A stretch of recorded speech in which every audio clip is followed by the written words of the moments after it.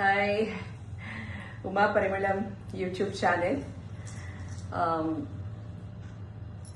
ఈ హైదరాబాద్ అంతా కూడా ఈ బోనాలతో తగ్గలాడిపోతూ మిలమిల్లాడిపోతుంది.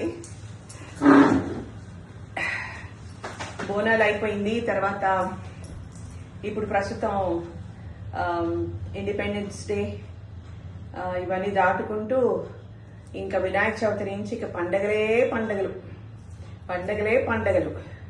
సెలబ్రేషన్స్, ఎంటర్టైన్మెంట్, ఒకదాని తర్వాత ఒకటి ఎన్ని పండగలు. తర్వాత వరలక్ష్మి వ్రతం అలా కంటిన్యూ, దసరా, దీపావళి అలా కంటిన్యూ అయిపోతూ ఉంటాయి.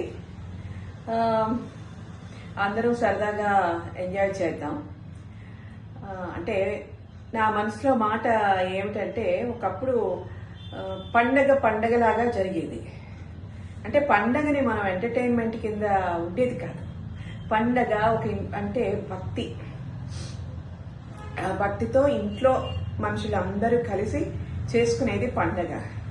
ఇప్పుడు పండగలు ఏంటంటే, పండగ అంటే ఎంటర్టైన్మెంట్. అదొక ఎంటర్టైన్మెంట్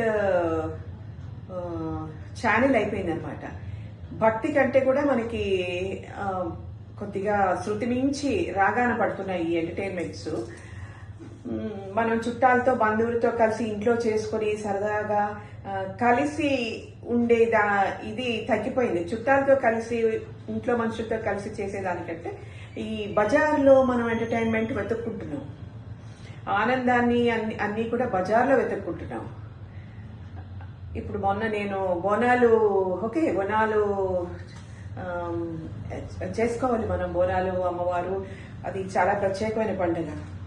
దాంట్లో బాగా తాగేసి కొట్టుకున్నారు. ఇటు బాధ అనిపించింది.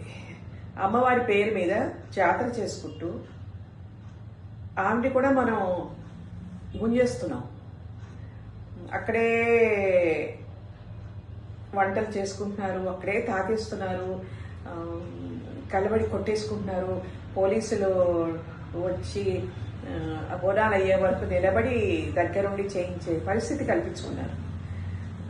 But this is little too much.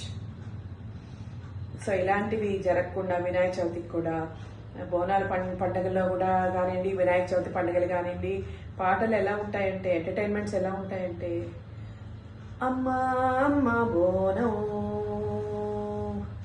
అమ్మా అమ్మ బోనాలు, అదేంటి చుమ్మా చుమ్మా దేదే, చుమ్మా చుమ్మా దేదే చుమ్మా. ఆ పాటలే వాళ్ళు ఈ విధంగా అమ్మవారి కోసం పాడిస్తూ సెలబ్రేట్ చేసుకుంటున్నారు. కొద్దిగా శృతి మించకుండా, శృతి తప్పకుండా, ఈ పండగలు అపశృతులు లేకుండా చక్కగా కుటుంబ సభ్యులతో అందరం కలిసి చేసుకుందాం. ఈ భక్తిని ఈ ఎంటర్టైన్మెంట్ కింద మార్చకండి. మీకు ఎంటర్టైన్మెంట్ కావాలంటే వేరే చేసుకోండి. వేరే మనకి కార్తీక మాసంలో పిక్నిక్లు అని బోర్లు వచ్చేస్తుంటాయి కదా. కార్తీక మాసంలో పిక్నిక్స్ ఎవ్రీ సండే వెళ్ళండి. సో నాకు అలా అనిపించింది చెప్పాలని. కొంచెం శృతి మించి సొసైటీలో కొంచెం రాగాన పడుతుందేమో ఈ భక్తి. కొద్దిగా మనం పండగల పేరు మీద మనం ఇలా చేయడం ఎంతవరకు అన్నది మీరే ఆలోచించుకోండి.